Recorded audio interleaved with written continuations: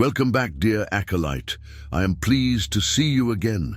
Tonight, we venture into the murky depths of Tamriel's most enigmatic affliction, a curse that has whispered hauntingly through the ages, shaping the fates of both mortals and immortals alike.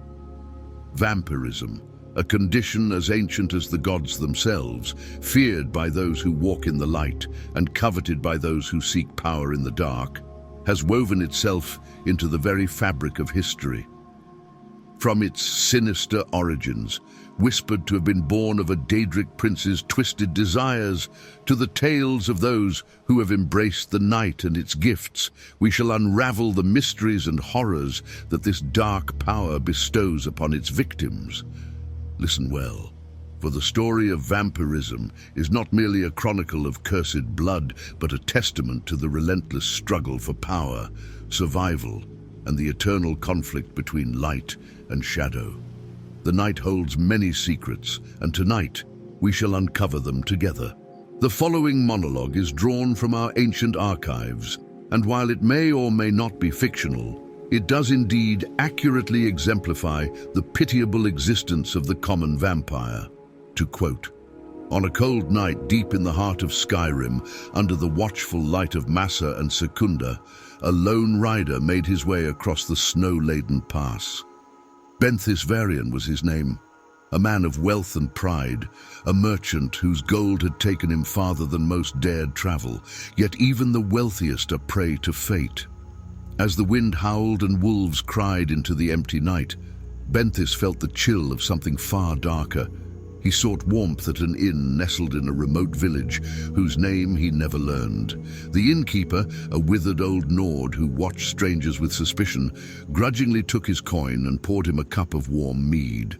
Beside the fire, a young woman sat, her gaze cold and piercing, and her skin pale as morning frost. Her hair cascaded down her shoulders like the silk of spider webs, and her eyes, a strange, stormy grey, settled on him with an unsettling intensity. "Too cold for a man like you," she said, her voice soft but mocking. Benthis returned her gaze, enchanted. There was something dangerous about her beauty, something that defied his wealth and confidence, and in that moment he was hooked, reeled in by her chilling allure. She introduced herself only as Vala, and with her every word, he felt the warmth drain from the room, replaced by a darkness he could not explain. Hours later, after whispered conversations that led them away from prying eyes, Benthis found himself alone with her in a room dimly lit by a single dying candle. Her lips, soft as they were, pressed against his neck, and he felt the sting of her teeth sink deep into his flesh. As the blood flowed from his veins, his vision clouded, his mind spiraling into a fevered haze. Her hold was iron, her embrace frigid, and her hunger endless. He had become nothing more than prey, his lifeblood feeding her ancient thirst. But death did not claim him that night. Instead, he awoke to a different kind of agony, one that lingered, gnawed, and grew. His veins felt as if they burned with ice, his senses heightened to a maddening degree. His heart no longer beat with the vigor of a living man, yet he could hear every heartbeat around him pulsing like a siren call. Vala had cursed him with her own damned existence. He wandered with her for months, through silent towns and forgotten ruins, where they would hunt under the cover of darkness. She taught him of his new form, of the powers granted by blood and the vulnerabilities lurking within his curse. Benthis learned of the vampire lords who ruled the night, cruel monarchs who turned mortals for sport or out of spite. He came to know of the Volkihar clan, hidden in frozen caverns, whose blood could tear men apart with their minds, their cruelty legendary. And yet, it was not these tales that terrified him most. It was the whispers of Molag Bal, Daedric prince of domination, who relished every twisted soul caught in the web of vampirism, delighting in their endless suffering. Benthis knew that to be a vampire was not to live, it was to endure. It was a cold, endless existence where hunger gnawed at him with every passing night, and the faces of the dead haunted him like shadows on the wall. Each time he feasted, the thrill of his new power faded, leaving only a hollow emptiness in its place. He would outlive friends, family, and even those who had once wronged him. He would roam Tamriel as a ghost bound to flesh, his only companions, the other twisted creatures who wore his same eternal curse. In time, Benthis and Vala drifted apart, each left to their own dark path.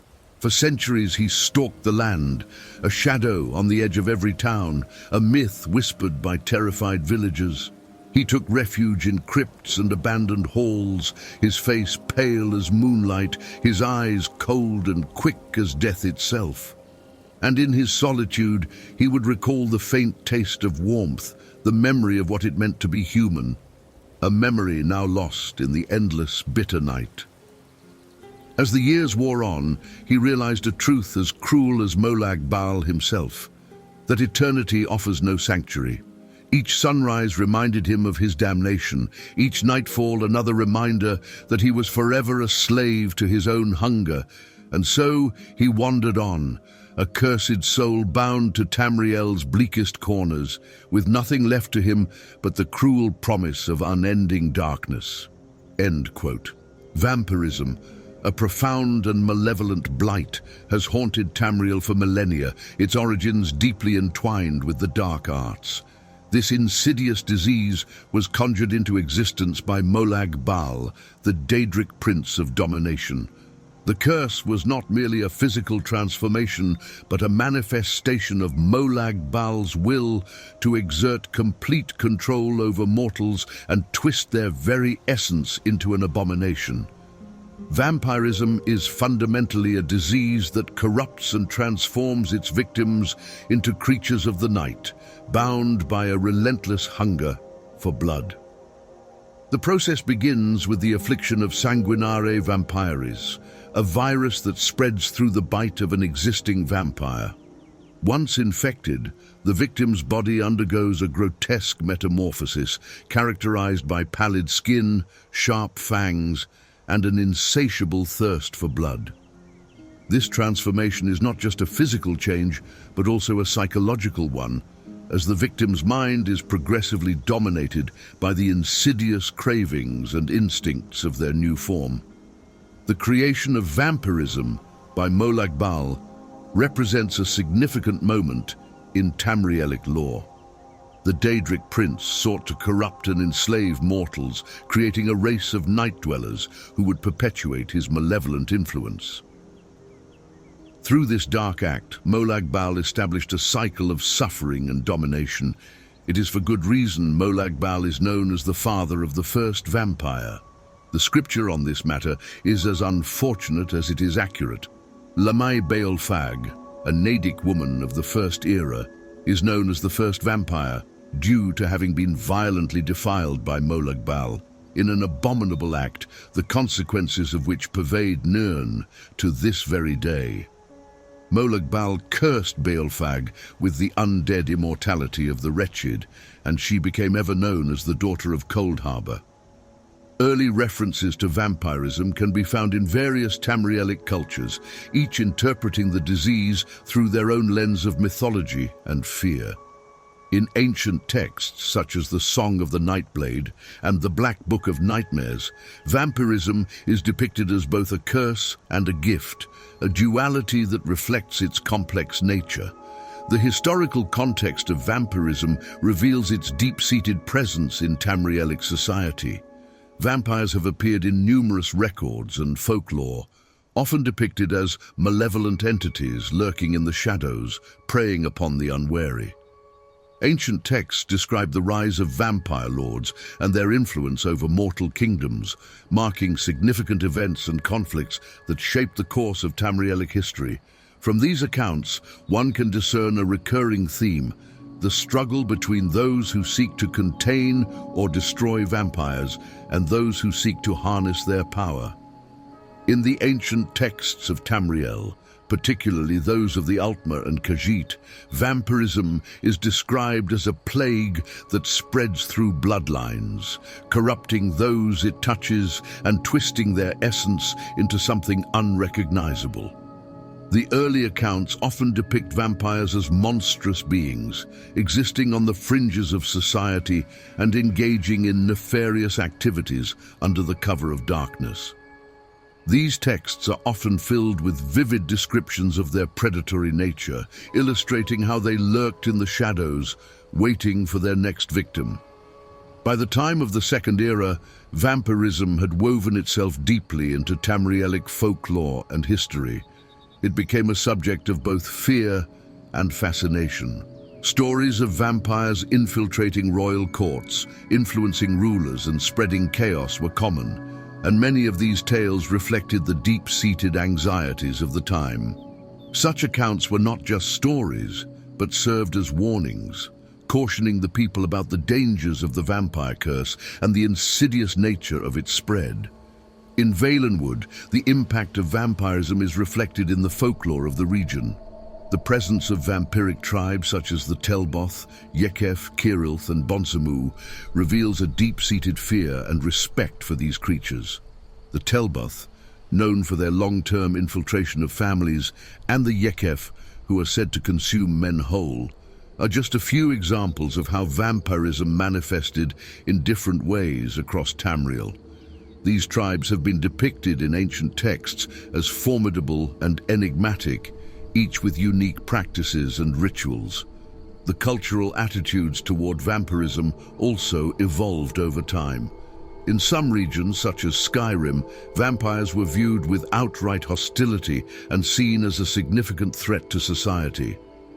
The local culture in Skyrim was notably aggressive towards necromancy and vampirism, reflecting a deep-seated fear and disdain for these dark practices. In contrast, other areas, such as Cyrodiil and Hammerfell, witnessed a more complex relationship with vampires.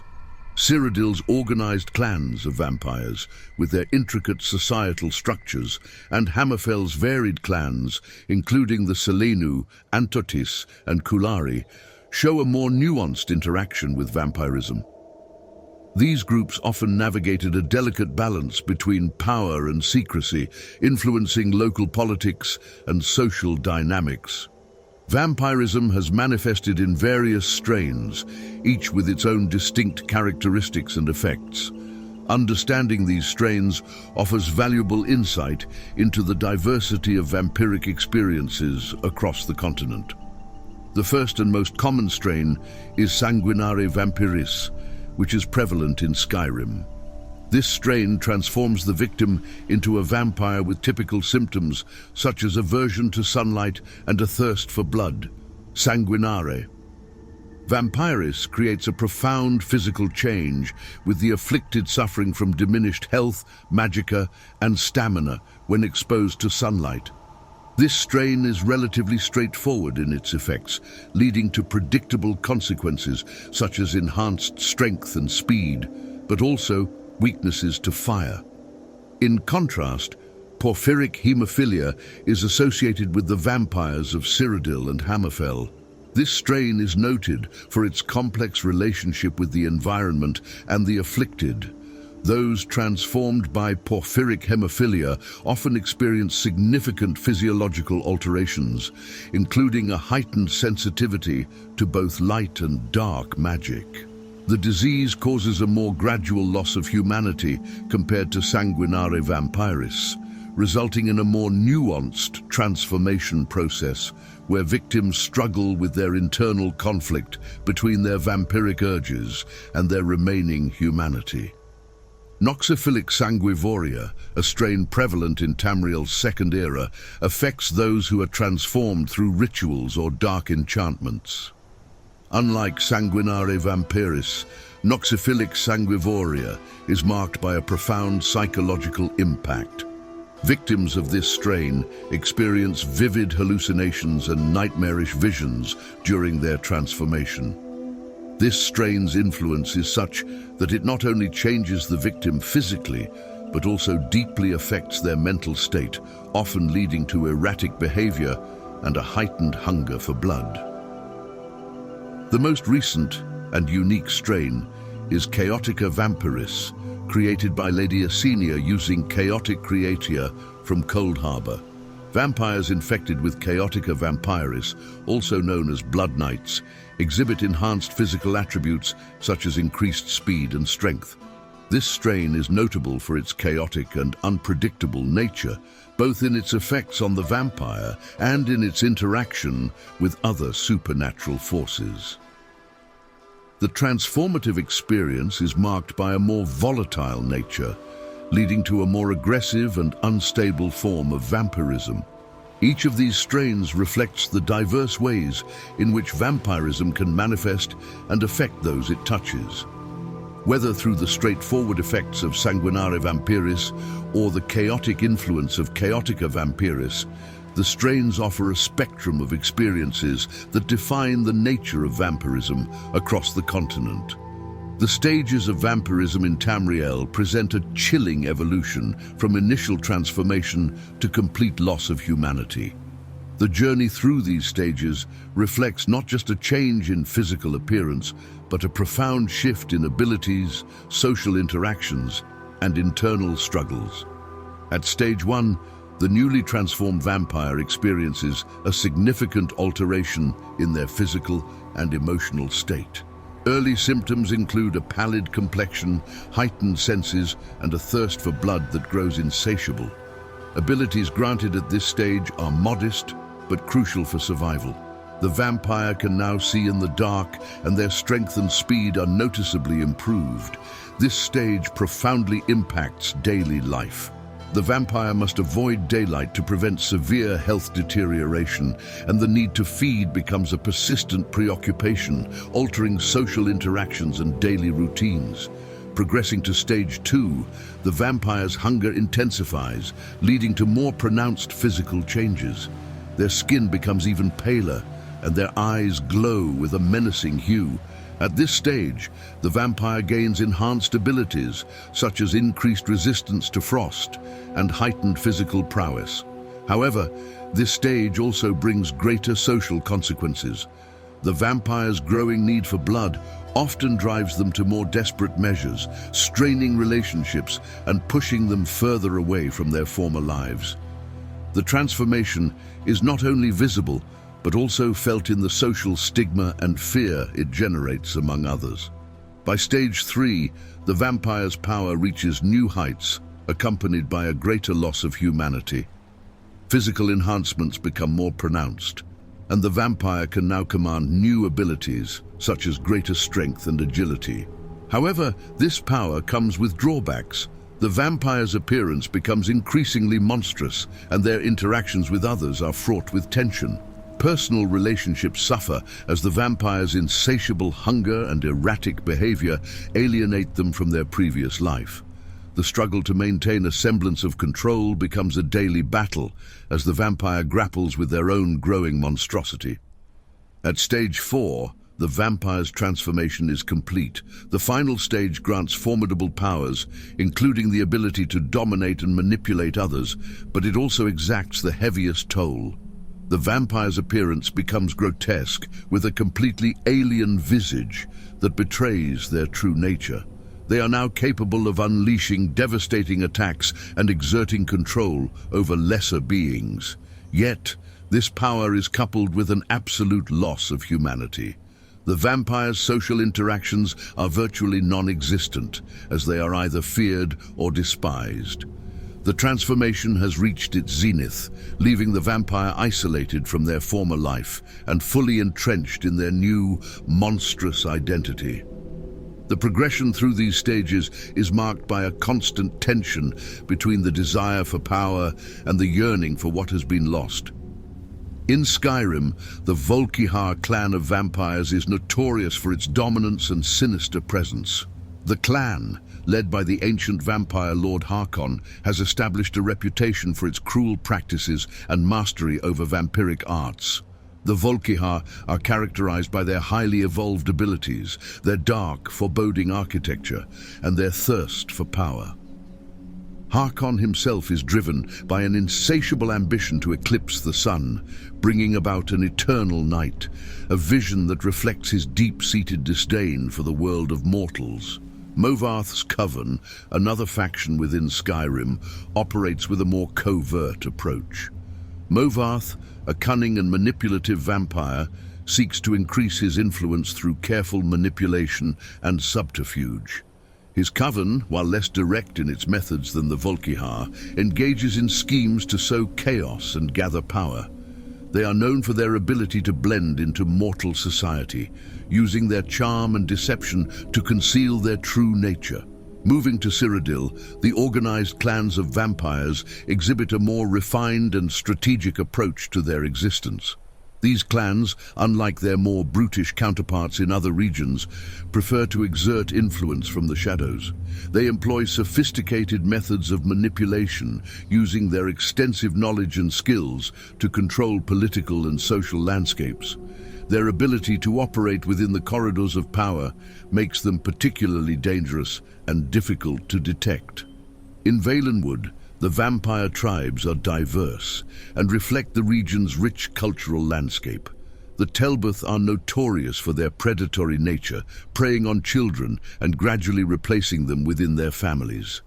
Over time, they ensure that no trace of their victims remains, making their presence particularly unsettling.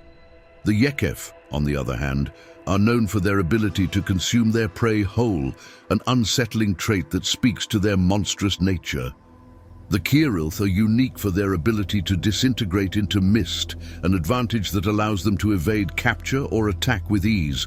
The Bonsamu, almost indistinguishable from ordinary Bosma under most conditions, reveal their true nature only under specific lighting, adding an element of deception to their predatory behavior.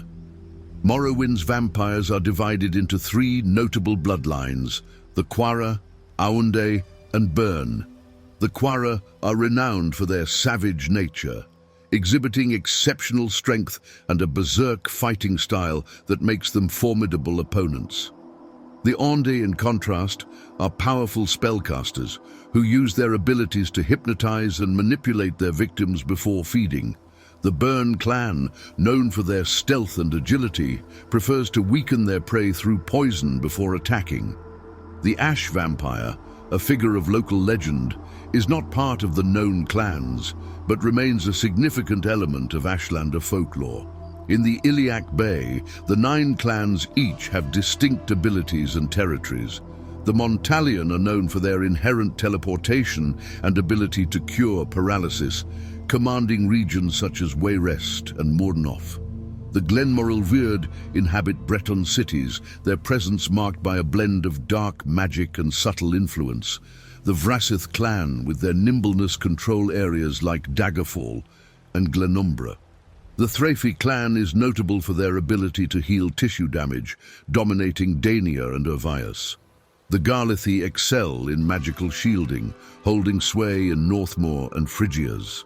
The Lirizi clan, masters of invisibility and silence, operate in regions such as Orsinium and the Rothgarian Mountains. The Harvenu clan's expertise in destruction magic makes them a powerful presence in Anticlair and Shalgora. Hammerfell's vampires are represented by the Selenu, Anthotis, and Kulari. The Selenu are resistant to elemental attacks, exerting influence over regions like Sentinel and Mirkwasa. The Anthotis are known for their great intellect and strategic prowess, dominating the Alika and Dakfron areas. The Kulari, with their ability to paralyze prey, control territories, including Santaki and the Dragontail Mountains. In Black Marsh, the Wetfang sodality stands out for its unique practices. They utilize magicka to render captives catatonic, allowing them to harvest the red nectar from their victims. This method, combined with their mystical powers, sets them apart from other vampiric factions. At the core of vampiric prowess are enhancements that all vampires share. Their senses are honed to supernatural sharpness, allowing them to perceive the faintest sounds, the most subtle of movements, and even the faintest scent on the breeze. Their strength and speed far surpass that of mortal beings, making them formidable predators and warriors. However, these gifts come with inherent vulnerabilities. The light of the sun, the searing touch of fire, and the power of divine relics can exploit their deep-seated weaknesses. Among the most striking evolutions of vampiric power is the transformation into a vampire lord. This form represents a profound departure from standard vampirism, marking the vampire's ascension to a more terrifying and formidable state. When a vampire undergoes this transformation, their appearance undergoes a dramatic metamorphosis. Their skin becomes a ghastly pallor, their eyes glow with a malevolent orange-gold hue, and imposing bat-like wings sprout from their back. This new form bestows upon them an array of potent abilities. Vampire lords possess two primary combat methodologies, melee and blood magic. In melee, they engage in brutal combat with clawed strikes, augmented by various arcane enhancements such as poison talons, which inflict venomous damage on their foes. Blood magic allows them to hover above the ground and cast an array of formidable spells. Night powers further augment the arsenal of a vampire lord. These abilities, activated with a flick of will, include the transformation into a cloud of bats, which facilitates swift movement or evasion. This form, when combined with certain arcane artifacts like the Amulet of Bats, can also deliver a stunning shock to those in its path. Vampire Sight grants enhanced vision in darkness, allowing the vampire lord to see with perfect clarity. The ability to detect all creatures sends out a pulse that reveals all forms of life and remains akin to a spectral radar. Mist form transforms the vampire lord into an invulnerable mist, enabling them to regenerate health, magicka, and stamina, while becoming impervious to harm. Supernatural reflexes slow the passage of time for the vampire lord, providing them with an unparalleled edge in battle. Blood magic stands as a defining feature of the vampire lord. This form of magic is unique to them, focusing on spells that harness the power of blood.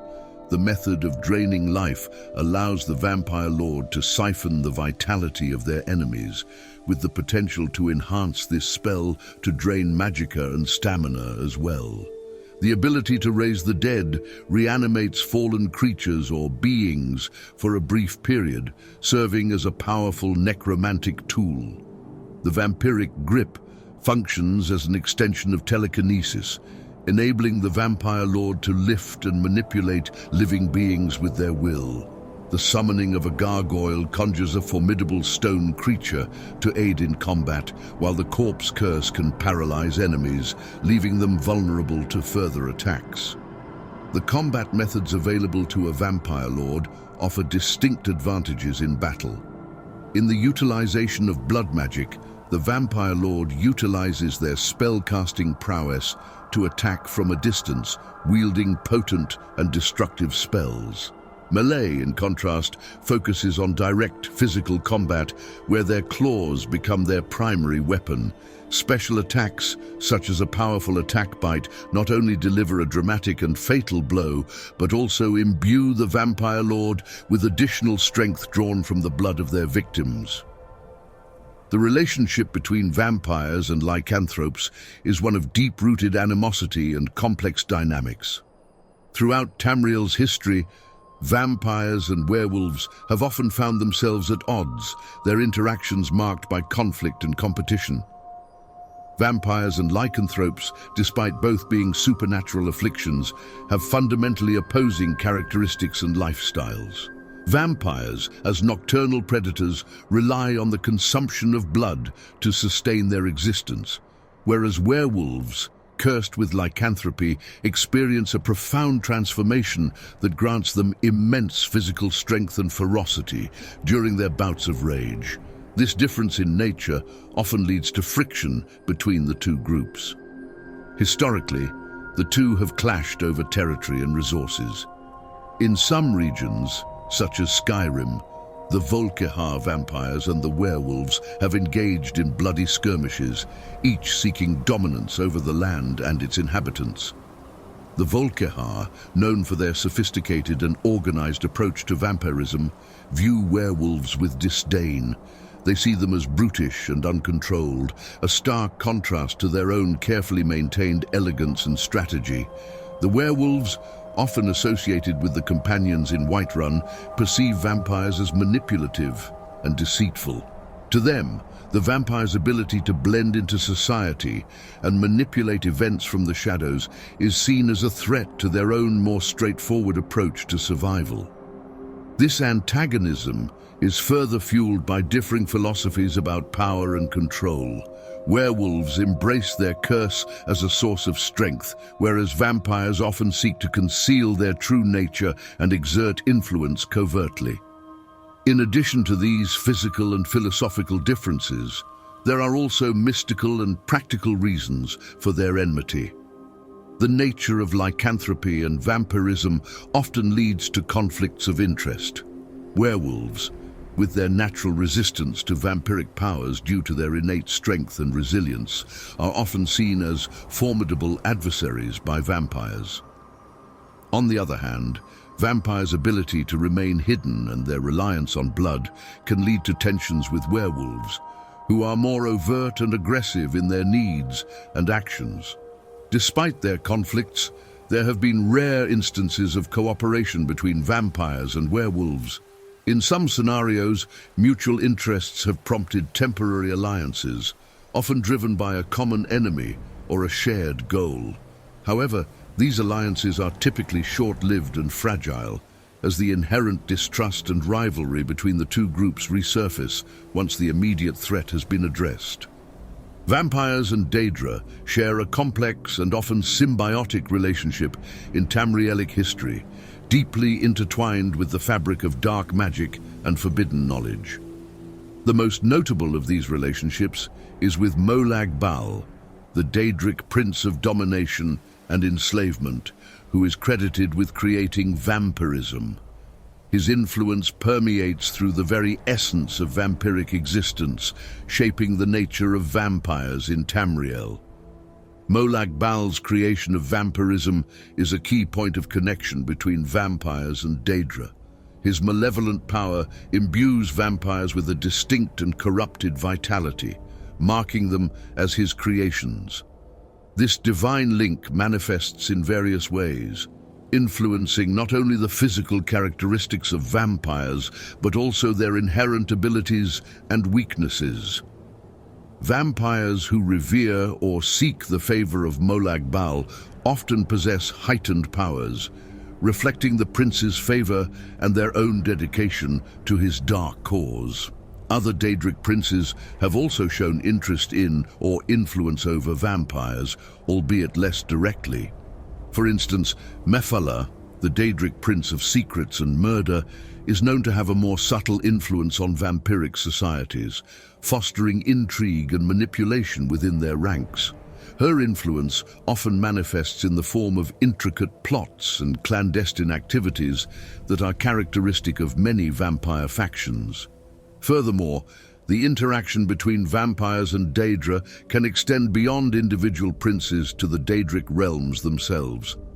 The vampiric covens and clans that seek to gain power or knowledge may engage with Daedric entities in exchange for forbidden secrets or arcane abilities. Such interactions are often fraught with danger and deceit, as the Daedra are known for their duplicitous nature and the price they exact for their gifts. In addition to their dealings with Daedric princes, vampires also engage in rituals and practices that draw upon Daedric magic. These rituals are sometimes aimed at enhancing their own powers or at invoking the favor of their dark patrons. The influence of Daedric magic can be seen in the way vampires conduct their dark arts, from summoning creatures to manipulating the energies that sustain them. This relationship is not without its rivalries. The Glenmaril Weird, a clan of vampires known for their deep connections to the Daedric arts, often finds itself at odds with other vampire factions who might view their practices as too closely aligned with Daedric teachings. Similarly, the organized vampire clans of Cyrodiil, with their more sophisticated and political approaches, might view the raw and chaotic influence of Daedric entities as a threat to their carefully cultivated power. The presence of Daedra in vampiric lore adds a layer of complexity to the understanding of vampirism.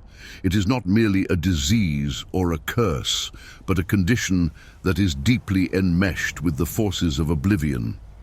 Vampires, in their quest for power and immortality, are often drawn into the dark embrace of the Daedra, leading to alliances that are as dangerous as they are rewarding.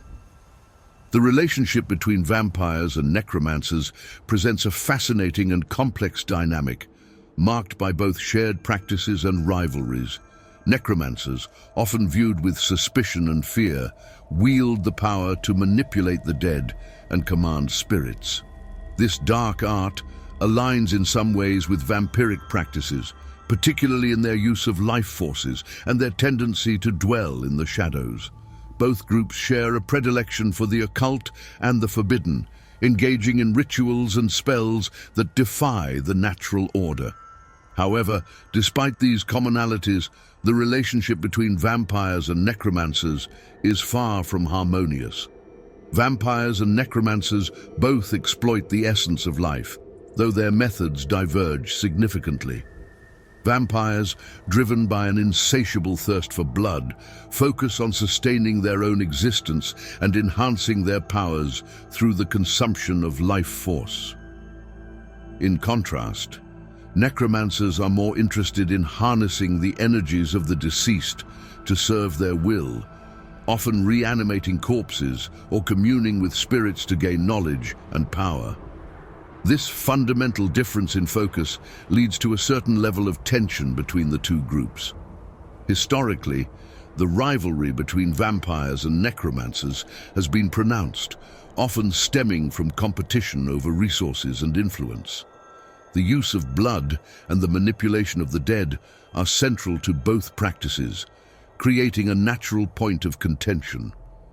Necromancers might view vampires as parasitic entities that drain the vitality necessary for their own necromantic rituals, while vampires might see necromancers as competitors who disturb the natural cycle of life and death. Despite these tensions, there are instances where vampires and necromancers have collaborated, albeit reluctantly. In situations where mutual benefit outweighs their rivalry, they have occasionally formed uneasy alliances. For instance, powerful vampires might seek out necromancers for their expertise in raising and controlling the undead, especially when dealing with ancient threats or complex magical challenges that require the knowledge and skills of a necromancer. Conversely, necromancers may find themselves seeking the blood magic of vampires, particularly if it offers advantages in their own arcane pursuits. The synergy between vampiric blood magic and necromantic spells can sometimes create formidable combinations of power, albeit at the cost of increased tension between the two groups.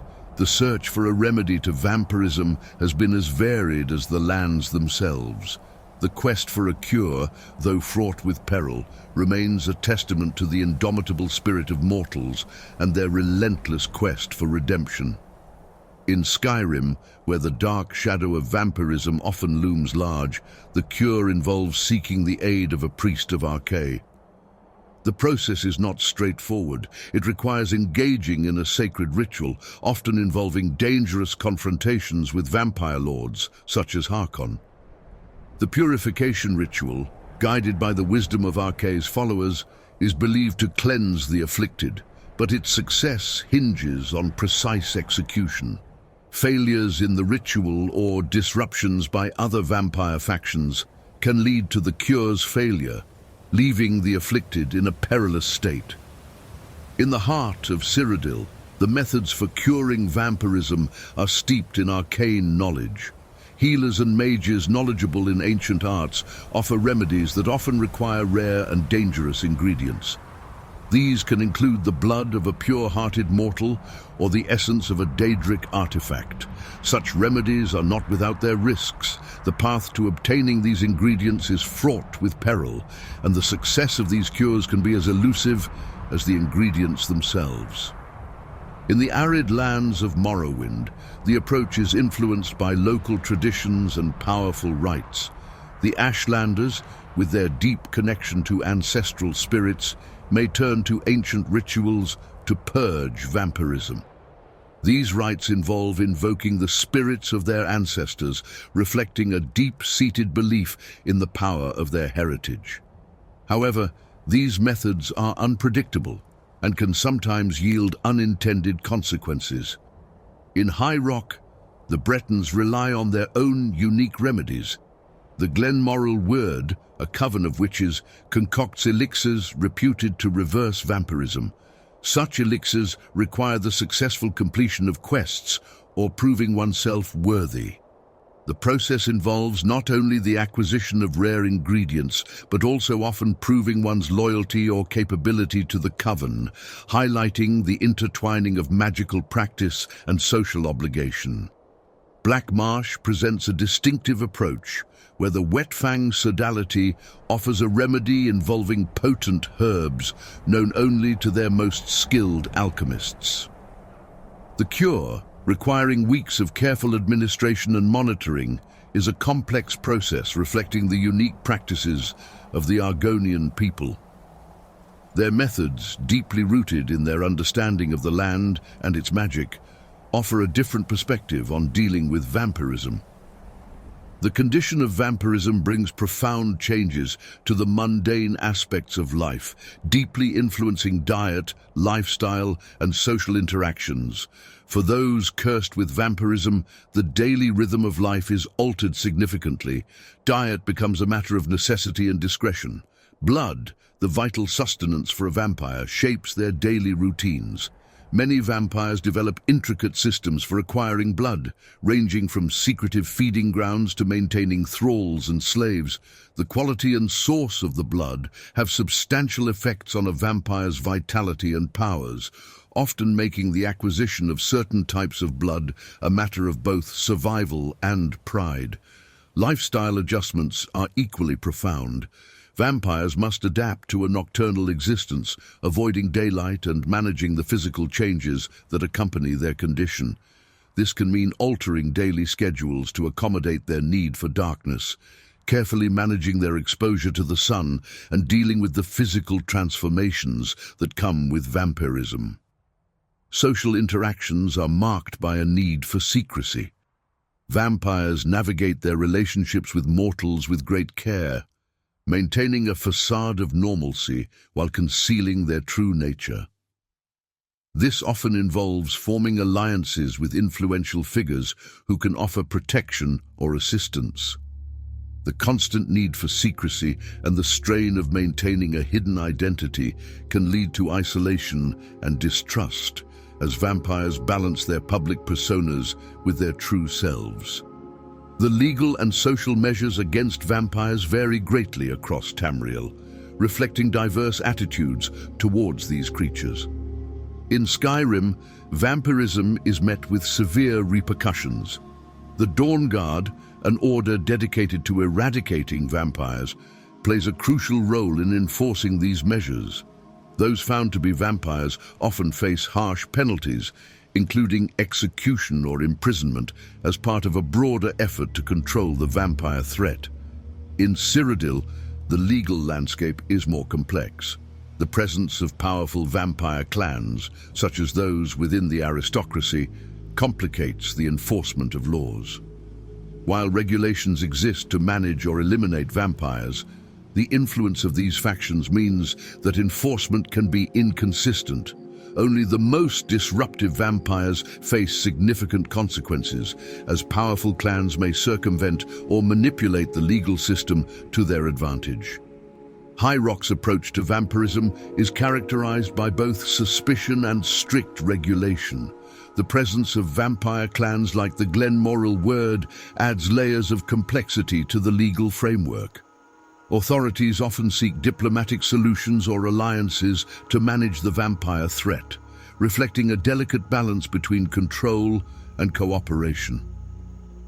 In Morrowind, the Tribunal Temple and other religious authorities enforce stringent laws against vampirism. The view of vampires as manifestations of moral decay leads to severe measures, including imprisonment or banishment, aimed at purging the land of this perceived corruption. Black Marsh offers a different scenario, with minimal legal measures against vampires. The Wet Fang sodality operates with relative autonomy, and the regulation of vampirism within Argonian society is less formalized. The focus is more on internal management and maintaining order within their own ranks, rather than enforcing widespread legal measures. As vampirism continues to evolve within Tamriel, the landscape of this dark affliction grows increasingly complex. The future of vampirism, particularly as it pertains to both its practice and its impact on the world, is shaped by ongoing trends and speculative theories. The current trends reveal a fascinating shift in vampiric practices.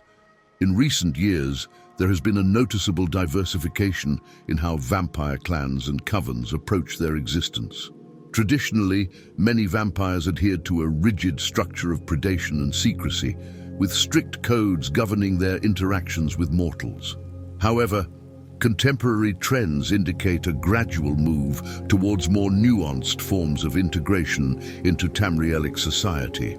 Some vampire factions are now exploring subtler methods of interaction and influence, opting for strategic alliances with political powers or subverting societal norms from within. This shift reflects a broader trend among vampiric groups to adapt to changing times and capitalize on emerging opportunities for power and influence. The evolution of vampirism is also marked by technological and magical advancements. The development of new vampiric strains and abilities has introduced innovative practices and tools that further complicate the already intricate nature of vampiric existence. For instance, the recent resurgence of Chaotica Vampiris has introduced new challenges and opportunities for vampires, with its unique properties adding a layer of complexity to their interactions and strategies. Looking to the future, predictions and theories about vampirism's trajectory offer intriguing possibilities. One theory posits that the increasing sophistication of vampiric society may lead to the formation of more organized and cohesive vampire networks, potentially culminating in a unified vampire front capable of challenging established powers in Tamriel. Such a development would represent a significant shift in the balance of power, as coordinated vampire factions could leverage their collective strength to assert dominance or negotiate terms with mortal authorities. Another prediction suggests that vampirism may continue to evolve in response to the growing influence of external forces, such as the Daedric princes or emerging magical phenomena. The interplay between vampiric and Daedric powers could lead to the emergence of new strains of vampirism or the refinement of existing abilities, further shaping the future of this dark affliction. Moreover, the rise of new technologies and magical innovations might enable vampires to develop novel methods for sustaining their existence or expanding their influence. The integration of vampirism with contemporary magical practices or advancements could open new avenues for both exploitation and cooperation, leading to unforeseen developments in the nature of vampiric society. The interplay of internal innovations, external influences, and shifting societal norms will undoubtedly shape the future trajectory of this enigmatic and enduring affliction. And so, Tamriel remains haunted by the ancient curse of vampirism, an affliction spreading through veins like venom, consuming each new soul it touches. With every generation, these creatures return, each more ruthless and cunning than the last, weaving themselves into the fabric of mortal society as noble lords, secret advisors, and scholars of forbidden knowledge. In darkened halls and forgotten crypts, they bide their time, feeding on dreams and fears, letting the people believe that vampire hunts and pyres keep them safe. But nothing, not fire nor steel, can truly purge them. For each vampire slain, there are others who linger in the shadows, immortal and bitter, nursing grudges centuries old. They remember wars long forgotten by mortals, betrayals that haunt them still, and desires too monstrous to be quelled by time. They are bound to the world by more than just hunger. They are tied by hatred and loss, each life they take filling them with a twisted satisfaction that masks their own hollow existence. Those who embrace this life know a truth they never reveal. That eternity is no blessing, but a weight, pulling them down into madness and depravity. They watch loved ones wither and die, feel the thrill of the hunt fade to numbness, until only the hollow echo of survival remains. And in that emptiness, they see themselves for what they truly are: monsters, condemned to a night without end, their souls as desolate as the darkest reaches of Cold Harbor. As dawn threatens on the horizon, Tamriel lies unaware of the horrors that endure just beyond the light, patiently waiting for the shadows to fall once more. When night returns, they will come too, creeping from their graves, hungry, undying, and colder than death itself. It is a chilling reminder that even the bravest souls cannot outrun darkness forever, because sometimes it waits for them just on the other side, teeth bared, ready to welcome them home.